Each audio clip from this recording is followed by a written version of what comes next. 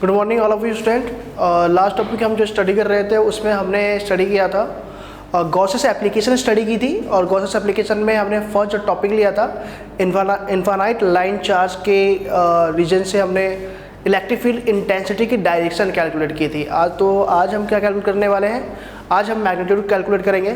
तो आज जो हमारा ऑब्जेक्ट है वो है calculate the magnitude of electric field intensity due to the infinite line charge. Topic वही है मेरा। टॉपिक क्या था? Electric field intensity due to infinite line charge, है ना? इन्फानाइट चार्ज या इन्फानाइट लाइन चार्ज, ठीक है। ये था। हम जो अभी कैलकुलेट कर रहे हैं वो वैल्यू कैलकुलेट करने वाले हैं। पहले हमने डायरेक्शन कैलकुलेट कर ली थी। तो क्वेश्चन क्या है, ध्यान से समझना आप लोग, इंपॉर्टेंट चीज़ है ये हमारे पास इन्फानाइट लेंथ की एक वायर है जिससे हम आर डिस्टेंस पर हम इंटेंसिटी कैलकुलेट करना चाहते हैं by the application of Gauss's law. Means ये जो एप्लीकेशन है गॉसेस लॉ की, by help of the Gauss's law, तो हमारा जो ऑब्जेक्ट है वो है calculate the electric field intensity. Magnitude निकालना है, डायरेक्शन हम कल निकाल चुके हैं, ठीक है। तो अब मुझे ये सॉल्व करने के लिए मुझे गॉसेस लॉ अप्लाई करना है। तो एक चीज़ इंपॉर्टेंट चीज़ ये है कि गॉसेस लॉ अप्लाई करना है तो हर थ्योरम एक लिमिटेशन के साथ आती है, एजम्पशन के साथ आती है। तो इसकी भी एजम्पशन थे कि जब भी आप गॉसेस लॉ अप्लाई करते हो तो चार्ज आपके क्लोज ऑब्जेक्ट के इनसाइड होना चाहिए, ठीक है। और वो जो क्लोज ऑब्जेक्ट लोगे आप, मीन्स क्लोज जो ऑब्जेक्ट लेना है, जिसे क्लोज को हम बोलते हैं गॉसियन सरफेस। जो क्लोज ऑब्जेक्ट हम लेंगे, सेलेक्ट करेंगे, वो गॉसियन सरफेस। एग्जाम्पल के लिए अगर आपका क्या है, एक लाइन पे चार्ज है, इस पे चार्ज डिस्ट्रीब्यूशन है, कंसीडर कर लेते हैं। यहाँ पर मुझे इंटेंसिटी निकालनी है आर पर, तो गॉसेस लॉ अभी हम अप्लाई नहीं कर सकते। क्यों नहीं कर सकते? तो आंसर ये है कि ये क्लोज के अंदर नहीं है चार्ज डिस्ट्रीब्यूशन, इसी क्लोज ऑब्जेक्ट के इनसाइड लेना पड़ेगा। तो क्लोज ले लिया, लो हमने ये क्लोज ले लिया। तो क्या ये सही इन्फॉर्मेशन देगा, सही से इलेक्ट्रिक फील्ड इंटेंसिटी कैलकुलेट करने देगा? आंसर है नहीं, ये कैलकुलेट नहीं करेगा इलेक्ट्रिक फील्ड इंटेंसिटी। क्यों? तो इसका आंसर ये है क्लोज होना चाहिए, बट जो चार्ज डिस्ट्रीब्यूशन है उसके लिए वो क्लोज सिमेट्रिकल होना चाहिए। कैसा होना चाहिए? सिमेट्रिकल। तो क्या ये लाइन चार्ज के लिए, डिस्ट्रीब्यूशन के लिए, ये ऑब्जेक्ट जो क्लोज लिया है वो सिमेट्रिकल है? सिमेट्रिकल का क्या मीन्स है? सिमेट्रिकल का मीन्स ये है कि अगर आप एक स्पेयर ले रहे हो, उसके बीच एक सेंटर पर चार्ज रख दिया, तो ये चार्ज सिमेट्रिकल है। मीन्स चार्ज के लिए जो स्ट्रक्चर जो आपने क्लोज लिया है वो सिमेट्रिकल है। क्यों? कि जितनी डिस्टेंस इस साइड होगी उतनी डिस्टेंस इस साइड, उतनी डिस्टेंस इस साइड, उतनी डिस्टेंस इस साइड, या फिर जो स्ट्रक्चर इस साइड है वही स्ट्रक्चर इस साइड है, वही स्ट्रक्चर अपर, वही स्ट्रक्चर लोअर है। तो सिमेट्रिकल डिस्ट्रीब्यूशन ऐसा होता है कि अगर किसी पॉइंट ऑफ व्यू से देखो तो वो आपको इक्वली व्यू मिले आपको। बट इसमें देखो इधर डिस्टेंस ये सेम नहीं है, ये मतलब ये स्ट्रक्चर सिमेट्रिकल नहीं होता है, ठीक है। तो सिमेट्रिकल होगा कैसा? तो एग्जांपल के लिए अगर लाइन चार्ज है, कंसीडर करते हैं एक लाइन चार्ज है, मुझे इसके लिए कोई सिमेट्रिकल सेक्शन लेना है, बंद क्लोज लेना है। अगर मैं सिलेंडर ले लेता हूँ, सपोज करो मैंने सिलेंडर ले लिया, ठीक है, ऐसे सिलेंडर ले लिया, तो अगर आप नोटिस करोगे ना तो आपको जितना डिस्टेंस ये सरफेस होगा उतनी डिस्टेंस ये सरफेस होगा। एग्जाम्पल के लिए जैसे मैंने क्या बोला, अब पेन तो है नहीं मेरे पास, नहीं तो पेन से मैं समझाता आपको।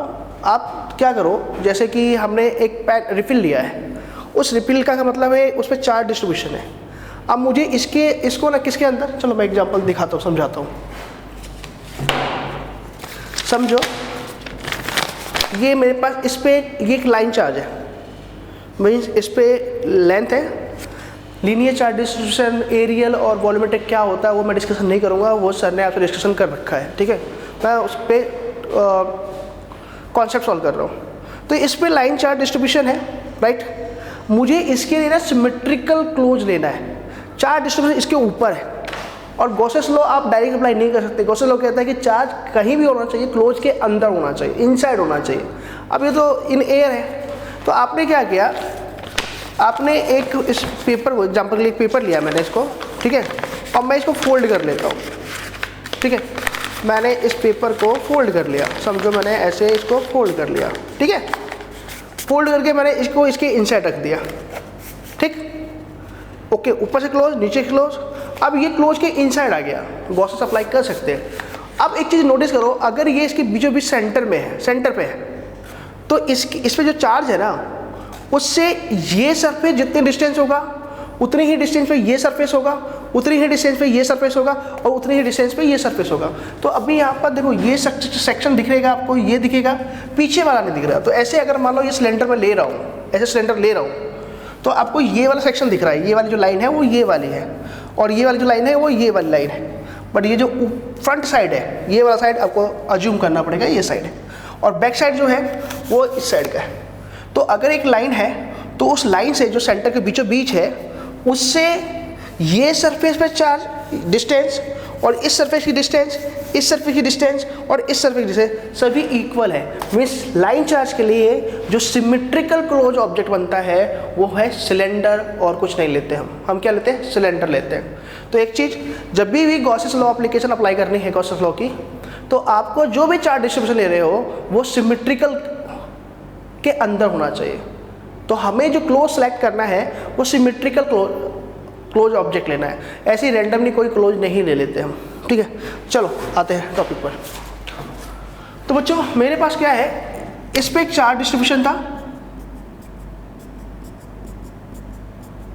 इतने पे इंटेंसिटी निकालनी है, तो मैं आर डिस्टेंस का ना, एक आर रेडियस का एक क्या ले रहा हूँ, सिलेंडर ले रहा हूँ। तो आप प्रॉपर सिलेंडर नहीं बनता तो आप कंसीडर कर लेना, ठीक है।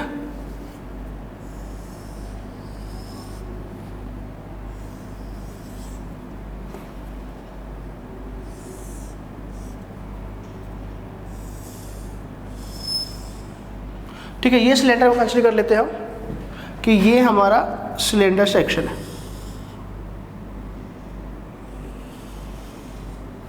ये हमारा एक सिलेंडर सेक्शन है, हो गया। और ये इनफाइनाइट डॉटेड इनफाइनाइट दिखा रहा है। बच्चों इनफाइनाइट का मीन्स अगर आपको पता है तो वेरी गुड, अदरवाइज नहीं है तो जानने की कोशिश ज़रूर करना आप, ठीक है। ये हो गया। अब मुझे क्या करना था, इलेक्ट्रिक फील्ड इंटेंसिटी निकालनी थी। अब ये क्या हो गया, क्लोज हो गया, ठीक है। इंपॉर्टेंट है क्या चीज़, तो पहले हमारे पास एक चार्ज डिस्ट्रीब्यूटेड था, अमाउंट ऑफ चार्ज डिस्ट्रीब्यूटेड था, ये एक लाइन है, इस पे चार्ज डिस्ट्रीब्यूशन है, श्योर। एंड हमें गॉसेस लॉ अप्लाई करना है, that's why we select the Gaussian surface. क्या हम एक वर्ड लिखते हैं गॉसियन सरफेस, ये होता है क्लोज, जो हमने क्लोज लिया है ना, क्लोज ऑब्जेक्ट उसको हम बोलते हैं गॉसियन सरफेस बोलते हैं। क्या बोलते हैं बच्चों, गॉसियन सरफेस बोलते हैं। तो हमारे पास ये जो हमने सेलेक्ट किया है सिलेंडर, ये हमारे पास है गॉसियन हम इसे बोलते हैं गॉसियन सरफेस या सिलेंडर बोल लो, कोई दिक्कत नहीं, क्लोज है, ठीक है, कंफर्म, ओके। मुझे गॉसेस लॉ अप्लाई करना था, तो मैंने ये बोल दिया ठीक है, आपका इनफाइनाइट चार्ज था, इस पर आप इस पॉइंट पे इंटेंसिटी निकालना चाहते हो, डिस्टेंस आर है, नो डाउट, बट आप अप्लाई नहीं कर सकते गॉसेस लॉ। अप्लाई करना है तो इस चार्ज डिस्ट्रीब्यूशन को, एक सिलेंडर लिया आपने, क्लोज सिलेंडर लिया, ठीक है ना, क्लोज सिलेंडर ले लिया और उसके इनसाइड रख लिया। इतनी जितनी सेक्शन की स्टडी करनी है उतने के लिए रख लिया आपने, इनफाइनाइट की भी बात नहीं कर रहे हम, ठीक है, हो गया। अब ये क्लोज के इनसाइड आ गया, आप गॉसेस लॉ अप्लाई कर सकते हैं। तो गॉसेस लॉ अप्लाई करने के लिए आपको क्लोज लेना पड़ेगा, क्लोज ऑब्जेक्ट लेना पड़ेगा जिसके इनसाइड चार्ज होगा, साथ साथ वो क्लोज जो सिलेक्ट कर रहे हो वो सिमेट्रिकल होना चाहिए। सिमेट्रिकल जैसे लाइन चार्ज के लिए सिमेट्रिकल होता है सिलेंडर, पॉइंट चार्ज के लिए स्पेरिकल।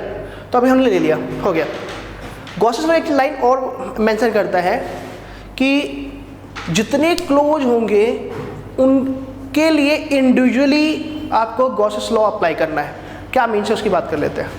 तो सबसे पहले हम बात करेंगे, हम क्या सॉल्व कर रहे हैं, अभी हम सॉल्व कर रहे हैं वो है magnitude of electric field intensity. ठीक है, magnitude of electric field intensity, direction solve कर ली हमने। ठीक है, अब नेक्स्ट फर्स्ट ऑफ ऑल हम क्या करेंगे, हमें ये जो चार्ज डिस्ट्रीब्यूशन है इस सेक्शन पे वो कितना है वो कैलकुलेट करना है। तो चार्ज जो डिस्ट्रीब्यूशन है वो लीनियर चार्ज डिस्ट्रीब्यूशन है, due to linear charge distribution जो लीनियर चार्ज डेंसिटी है, लैम्डा क्या है, लीनियर चार्ज डेंसिटी, और वो लेंथ हम इसकी ले रहे हैं L। ठीक है, जितने बड़ा हम सिलेंडर सेलेक्ट कर रहे हैं वो L है। और इस सेक्शन पे जो इस सेक्शन में सिलेंडर वाले सेक्शन में जो चार्ज एनक्लोज है, बाहर भी है चार्ज बट उस चार्ज का भी स्टडी नहीं कर रहे हम इसके इनसाइड जो गॉसियन के अंदर है वो चार्ज की बात कर रहे हैं। तो टोटल चार्ज उसके अंदर हम इनसाइड कंसीडर कर रहे हैं Q by L, then Q equal to lambda into L हो जाएगा। ये क्या है, नेट चार्ज। ठीक है बच्चों, ये क्या है हमारा लीनियर चार्ज डेंसिटी, और ये बच्चों ये L क्या है, लेंथ ऑफ सिलेंडर। ठीक है, हो गया इतना, आगे समझ कंफर्म। अच्छा आप बात करते हैं, तो ये मैं थोड़ा सा रफ कर देता हूँ ध्यान रखने के लिए, तो स्पेस लेगा। ओके, आओ अब नेक्स्ट पॉइंट देखते हैं। नेक्स्ट पॉइंट ये है, मुझे गॉसेस लॉ अप्लाई करना है। ठीक है, अकॉर्डिंग टू गॉसेस थ्योरम या लॉ लिख दो, net flux related to the close object. Close object बोलते हैं या गॉसियन सरफेस बोलते हैं, गॉसियन सरफेस। बच्चों आप फॉर्मूला याद ही होगा आपको। देखो डिटेलिंग के लिए बच्चों बहुत सारी चीज़ें इसमें हैं, बट वो सारा डिपार्टमेंट अभी आईआईटी के सेक्शन और NEET section Mukesh ji handle कर रहे हैं, तो वो आपको वही बताएंगे। मैं सिर्फ आपको 12th बोर्ड सिलेबस की बात कर रहा हूँ, आईआईटी नीट सेक्शन वही बता रहे हैं, इसलिए मैं सिर्फ बोर्ड लेवल के टॉपिक की बात कर रहा हूँ। आईआईटी नीट या न्यूमेरिकल बेसिस जो टॉपिक है मुकेश जी हैंडल कर रहे हैं, तो उनसे आप कंसल्ट कीजिएगा अगर कोई डाउट होता है तो। ठीक है,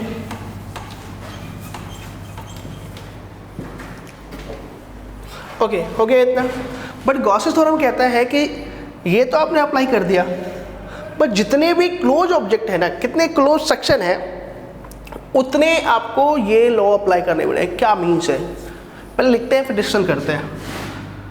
तो एक्चुअली जो फाई होगा वो होगा φ1 plus φ2 plus φ3 and phi equal to हो जाएगा integration E dot D S S1 plus E dot D S S2 plus integration E dot D S S3 equal to summation Q upon में epsilon naught. ठीक है बच्चों, अभी क्या चीज़ है, देखो एग्जाम्पल के लिए अगर मैं एक रिफिल लेता, ठीक है, और उसको मैंने क्या बोल दिया, उस पर चार्ज डिस्ट्रीब्यूशन है। ठीक है, लाइक पेन है, इसके अंदर एक रिफिल है, कंसीडर कर लेते हैं। तो जब मैंने उस रिफिल को इस सिलेंडर के अंदर पैक किया, अब ऐसा है जैसे ये सिलेंडर बनाया है ना, ये एक सिलेंडर सेक्शन है। इस सिलेंडर में आप समझो कितने क्लोज सेक्शन है, तो एक क्लोज सेक्शन तो ये ऊपर वाला हो गया, क्लोज है ये जो ऊपर का सेक्शन है, ये जो सेक्शन देख रहे हो आप, ये तो एक क्लोज सेक्शन है ना, क्लोज है, और नीचे का जो सेक्शन देख रहे हो ये भी क्लोज है, और इसके बीचों बीच जो सेक्शन है सिलेंडर का, देखो अगर मैं आईटी लेवल और नीट लेवल बात करता तो बहुत ज़्यादा बात करनी पड़ती, फिलहाल मैं वो सेक्शन मेरे पास है नहीं, इसलिए मैं बात नहीं करूँगा।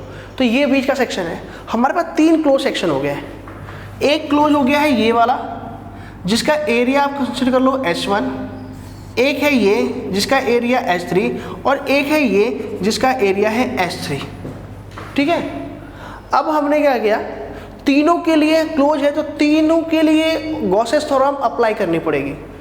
तो अगर गॉसेस थ्योरम अप्लाई कर रही है, फॉर्मूला है E डॉट डी एस, तो नो डाउट आप देखोगे डॉट हटा के लगाओगे तो क्या लगाओगे, लिखते हैं अभी एक एक चीज़ मैं समझाऊंगा आप लोगों को। तो मैं ये लिखने वाला हूँ phi equal to E D S cos theta H1 के लिए plus E D S cos theta H2 के लिए plus E D S cos theta H3 के लिए। अब H1 H2 H3 है क्या, मैंने बता दिया कि ये जो क्लोज सेक्शन है वो H1 को डिनोट कर रहा है, और ये इस पॉइंट से इस पॉइंट तक जो सेक्शन है वो H2 है, और ये सेक्शन है H3। तो जो थीटा भी होता है वो होता है E और DS के बीच का एंगल। DS एरिया है, एरिया के डायरेक्शन के मीन अगर आप थीटा ले रहे हो तो वो डायरेक्शन किसके बीच में है, तो आंसर E और DS के डायरेक्शन के बीच में, E एंड DS के डायरेक्शन के बीच में एंगल।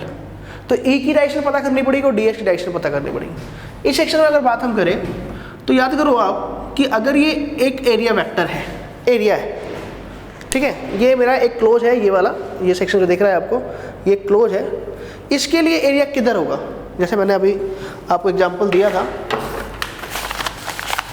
अगर मैं इसके लिए बात करता हूँ, इसके लिए, तो ये किधर होगा, ऊपर। इसका एरिया पता, मैंने एरिया बताया था आपको कि सरफेस, जैसे ये सरफेस है तो इसके लिए एरिया वेक्टर ऐसे निकालते हैं, एरिया वेक्टर।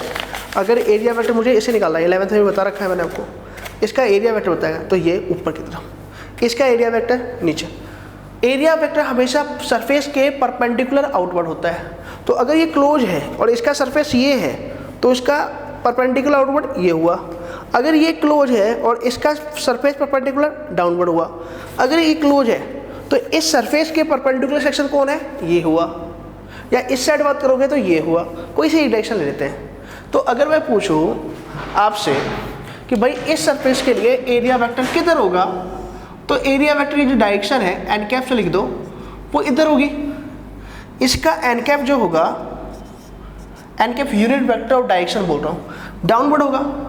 और इस सेक्शन के लिए, ये जो सेक्शन है ये वाला, इस सेक्शन के लिए किधर होगा, एन कैपिटल इधर होगा। क्या समझ में आया? सरफेस के परपेंडिकुलर एरिया वेक्टर होता है। तो ये सरफेस है क्लोज ऊपर, ये डाउनवर्ड, ऐसे भी ले सकते हो बट ये इनवर्ड हो जाएगा, सरफेस के इनवर्ड हो जाएगा। तो direction of area vector always perpendicular to the surface.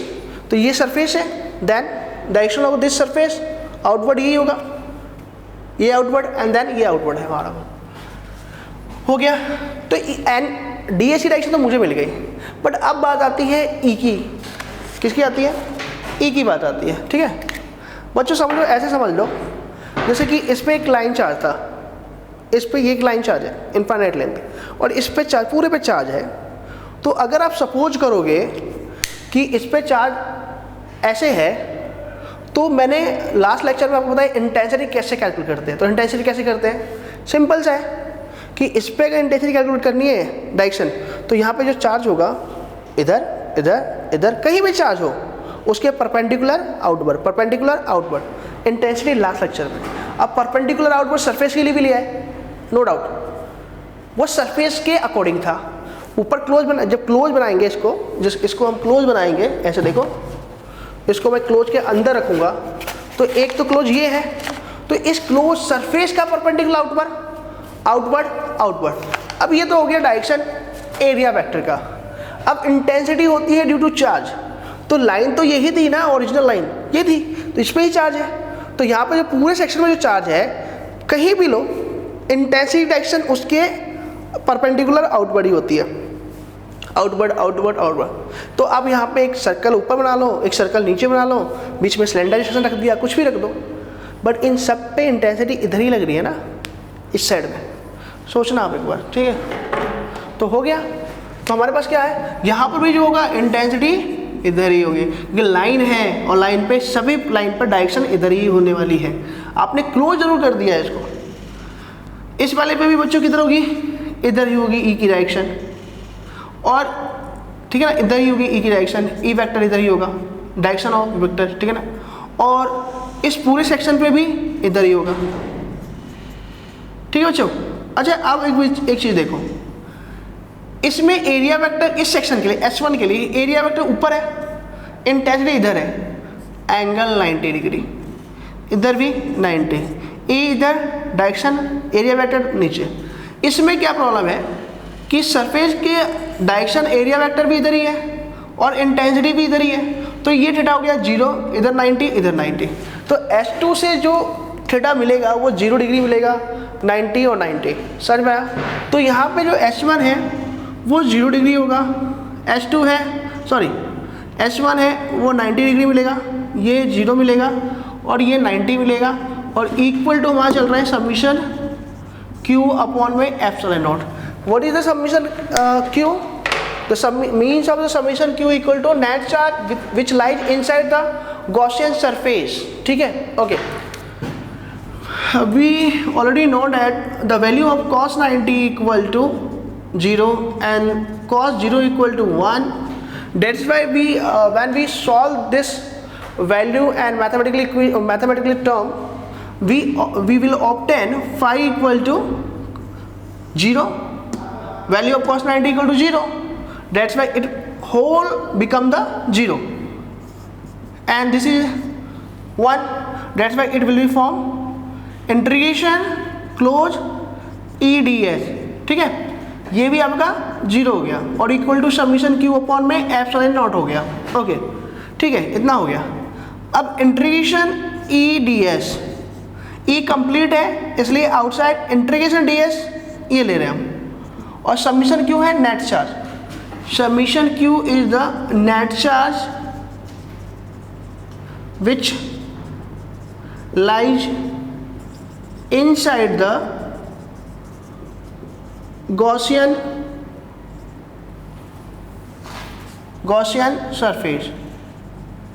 Okay, और समीशन Q कितना है? नेट चार्ज बताया था मैंने आपको, Q equal to lambda into L। तो मैटर नहीं करता, आप लिख दो, अभी फिलहाल तो Q ही लिखो। Summation Q equal to Q ले रहे हैं तो ये हो जाएगा Q अपॉन में epsilon naught. Okay, what is the integration of DS? ये जो है इंटीग्रेशन ऑफ DS जो है, ठीक है बच्चों, एक मिनट मुझे देखने दो आपको कहाँ तक दिख रहा है आपको, फिर उसके अकॉर्डिंग मैं सॉल्व करूँगा।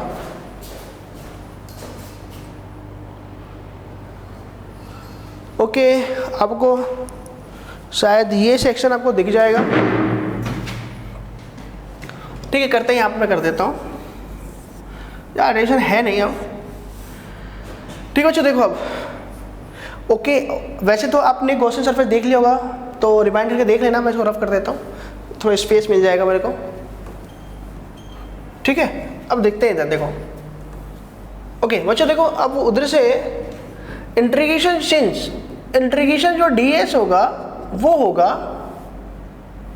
एरिया ऑफ सिलेंडर, और वो होता है 2 pi into radius of cylinder. Radius cylinder कितना है? R इंटू लेंथ, ये होता है RL। तो इंटीग्रेशन DS जो होगा वो क्या है?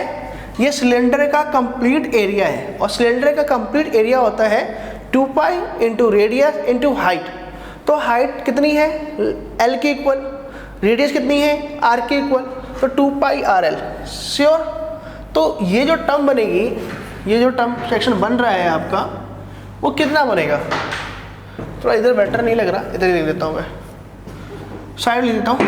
Integration DS equal to 2 pi RL है, तो अगर मैं इसकी वैल्यू रखता हूँ E into 2 pi RL equal to Q upon में एप्सिलॉन नॉट। तो ये वैल्यू मुझे E कैलकुलेट करना है, तो जो E होगा वो हो जाएगा Q अपॉन 2 पाई R, ठीक है? इधर देखो आप, E equal to 2 pi RL, ठीक है? चलो एक चीज़ और इजी कर लेते हैं थोड़ा बच्चों। Q की वैल्यू कितनी है? लैम्डा इंटू L है क्या? रख सकते हो आप, यस। तो हमारे पास आया E into 2 pi RL equal to lambda into L upon में एप्सिलॉन नॉट। लैम्डा से lambda cancel, E equal to lambda upon 2 pi epsilon naught into R। ये आंसर आया मेरे पास, एक टर्म तो है ये, बट कई बार हमें इसे के फॉर्म में चाहिए होता है, के मीन्स कूलम्ब कांस्टेंट के फॉर्म में चाहिए होता है, तो उसको कन्वर्ट कैसे करेंगे? तो बच्चों के इक्वल टू होता है 1/4 पाई एप्सिलॉन नॉट, और मेरे पास 2 पाई एप्सिलॉन नॉट है, तो मैं अगर इसको 2 से मल्टीप्लाई या 2 से डिवाइड कर देता हूँ तो ये 4 मिल जाएगा मुझे। देखो आप, तो E इक्वल टू क्या लिखूँ मैं, lambda into 2 upon 2 pi epsilon naught into 2 into R, या फिर मैं ऐसे लिख देता हूँ, 2 से मल्टीप्लाई किया है तो 2 into 2 pi epsilon R।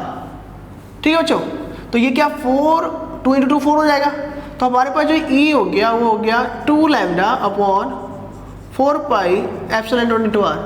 4 pi 1/4 pi epsilon naught क्या होता है, K, तो E equal to 2K lambda upon में R। यही हमारी इंटेंसिटी का टर्म है। आई होप आपको उधर दिख रहा होगा, मैं एक बार देख लेता हूँ।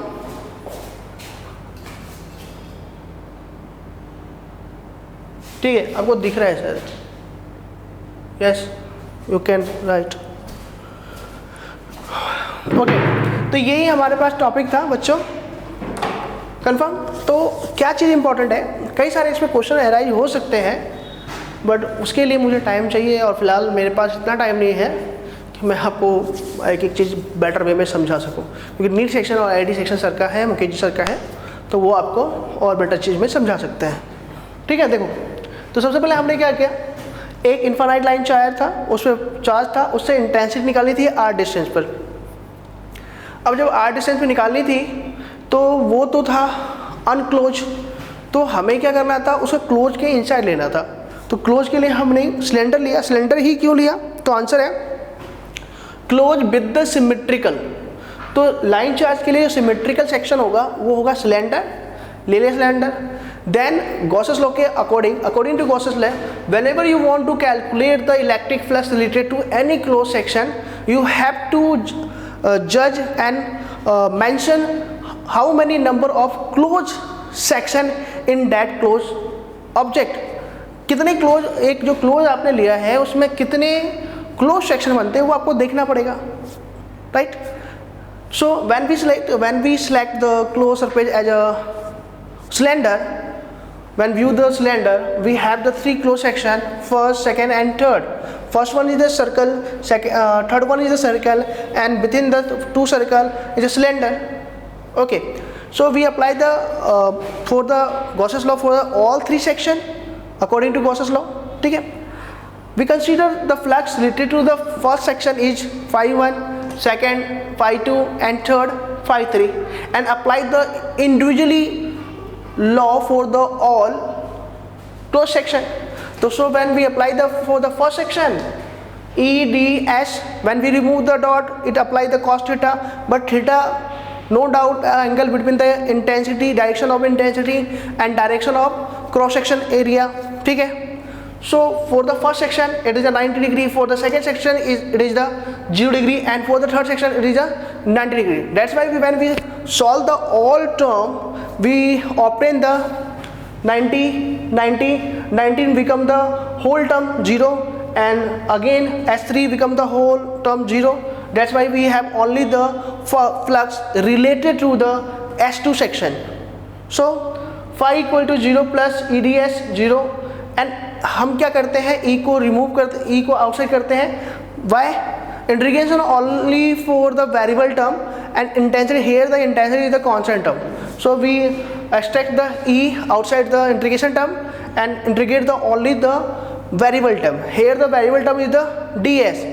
No doubt in the early class of 11th I already told you that we integrate the only the term which associate with the d. Here the s is the associated with the d, that's why we the integrate ds. Okay, तो ds जो है वो किसका है, तो section second का है, और जिसका एरिया आता है area of the cylinder which is the 2 pi into radius into length या height. Here height is the L and radius is the R, and whole area of the cylinder is equal to 2 pi RL. So we put the area of integration ds 2 pi RL and calculate the intensity in term of the lambda or and R, or in term of the K. So in the term of K, E equal to 2K lambda upon R. No doubts इसके साथ बहुत सारे question हो सकते हैं अगर आप detail चाहो तो, क्योंकि एक क्वेश्चन आ सकता है कि integration D S two pi R L ही क्यों ले रहे हो, इंटीग्रेशन डी एस का एक्चुअली मीन्स क्या है। और अगर मैं फिजिकली मीन्स पे जाता, फिजिकली मीन्स पे कि फ्लक्स कैसे इससे कैलकुलेट हुआ, तो उसमें टाइम चाहिए होगा, और जो फिलहाल अभी नहीं है। अगर होता है तो मैं कभी आपसे डिस्कस करूँगा कि एक्चुअली फ्लक्स से हमने कैसे कैलकुलेट, ये मैथमेटिकली पैटर्न है बट एक्चुअल फिजिकल पैटर्न होता है, वो समझाना होगा कैसे होगा, बट कभी और। ठीक है, फिलहाल आपके बोर्ड लेवल के अकॉर्डिंग इतना ही है, इसी अकॉर्डिंग हम बात करने वाले। तो ये सारा हो गया। तो हमने इलेक्ट्रिक फील्ड इंटेंसिटी सॉल्व की है गॉसेस लॉ की हेल्प से, किसके लिए, इन्फानाइट लॉन्ग चार्ज वायर। चलो एक चीज़ और मैं बता देता हूँ, इन्फानाइट का मीन्स ये नहीं होता इन्फानाइट लेंथ। शायद maybe I already told you that what is the mean of infinite. इसका एक्चुअली मीन्स क्या है कि इस लेंथ की कंपेयर में जिस पॉइंट पर डिस्टेंस, जिस डिस्टेंस पर इससे सेंटर से आप इंटेंसिटी कैलकुलेट कर रहे हो वो डिस्टेंस बहुत कम है, मीन्स ये आर कंपेयर टू ये लेंथ बहुत लेस है, that's why we call the infinite length. It's not mean a much more length like a million kilometre, 1000 kilometre, no doesn't matter. क्या इतना क्लियर है ये? ओके, आज के लेक्चर में अपन इतने ही टॉपिक की बात करेंगे। डायरेक्शन आपको पता है, किसी भी लाइन चार्ज पे इंटेंसिटी कैलकुलेट करनी है तो उसके लिए परपेंडिकुलर होना चाहिए। दो डाउट हो सकते हैं आपको आरबीसी बोर्ड एग्जाम के अकॉर्डिंग कि थीटा किसके बीच में होता है, तो ये theta direction of intensity and direction of area, और डायरेक्शन ऑफ एरिया क्लोज के सरफेस के perpendicular outward, outward, outward, outward. और इंटेंसिटी चार्ज के अकॉर्डिंग होता है, सरफेस या क्लोज के अकॉर्डिंग नहीं होता। तो चार्ज एक लाइन पे था, उन सब के लिए इंटेंसिटी एक ही डायरेक्शन पे लगती है। आई होप आपको समझ में आया है। ओके, नेक्स्ट लेक्चर में हम next application of Gauss's theorem करेंगे। आज के लिए इतना ही, बाय।